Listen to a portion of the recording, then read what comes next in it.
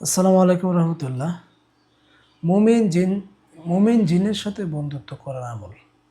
আমাদের আসলে কোনো মুমিন জিন লাগবে না ইনশাল্লাহ, বা কারোর সাথে আমাদের বন্ধুত্ব করাও লাগবে না। তারপরও জেনে রাখার জন্য আমরা এই তদবিরটা বা এই পদ্ধতিটা আমরা জানবো আর কি, অতটুকুই। আমার কোনো উস্তাদেও মুমিন জিনের সাথে বন্ধুত্ব করার দরকার পড়ে নাই। এমনিই মুমিন জিনেরা আশেপাশে থাকে, ঠিক আছে।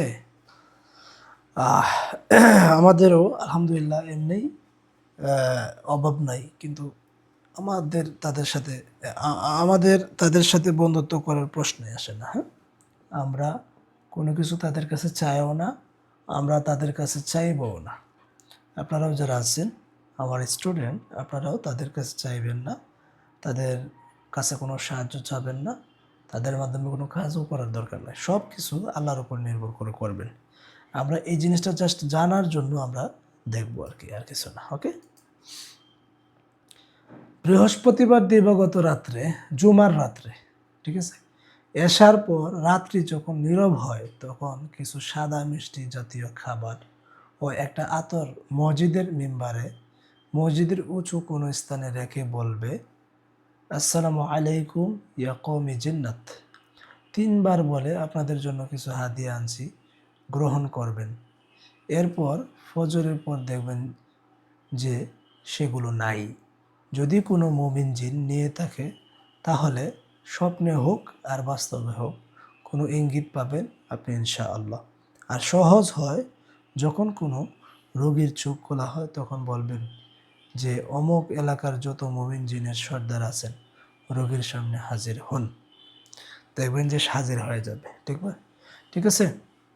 আমি আবারও বলতেছি, বৃহস্পতিবার দিবাগত রাত্রে মানে জুমার রাত্রে আসার পর রাত্রি যখন নীরব হয়ে যায় তখন কিছু সাদা মিষ্টি জাতীয় খাবার, ধরেন সাদা মিষ্টি এবং একটা আতর মসজিদের মিম্বারে বা মসজিদের উঁচু কোনো স্থানে রেখে বলবেন, সালাম দেবেন, আসসালামু আলাইকুম ইয়া কওমি জান্নাত।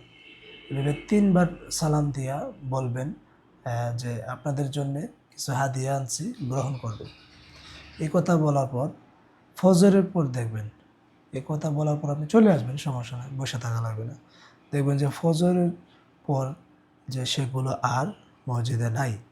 যদি কোনো মুমিন জিন নিয়ে থাকে তাহলে স্বপ্নে হোক আর বাস্তবে হোক আপনি কোনো ইঙ্গিত পাবেন ইনশাআল্লাহ। আর সহজ হয়, যখন কোনো রোগীর চোখ খোলা হয় তখন বলবেন যে অমুক এলাকার যত মুমিন জিন বা মুমিন জিনের সর্দার আছেন রোগীর সামনে এসে হাজির হন। তাহলে সমস্ত মুমিন জিন্নাতগুলো এই রোগীর চোখের সামনে এসে হাজির হবে। ঠিক আছে, এই হচ্ছে সহজ পদ্ধতি। আপনারা চাইলে ট্রাই করে দেখতে পারেন, বাট আমাদের কারোই প্রয়োজন নাই। আমরা কোনো মুমিন হোক আর কাফের হোক আর তান্ত্রিক জিন হোক, কোনো জিনেরই আমরা সাহায্য নিব না। সাহায্য নিব একমাত্র তিনি হচ্ছেন মহান রব্বুল আলামিন। মহান রব্বুল আলামিনের সাহায্য নিয়ে আমরা সমস্ত কাজগুলা আমরা সমাপ্ত করব। ওকে, আসসালামু আলাইকুম।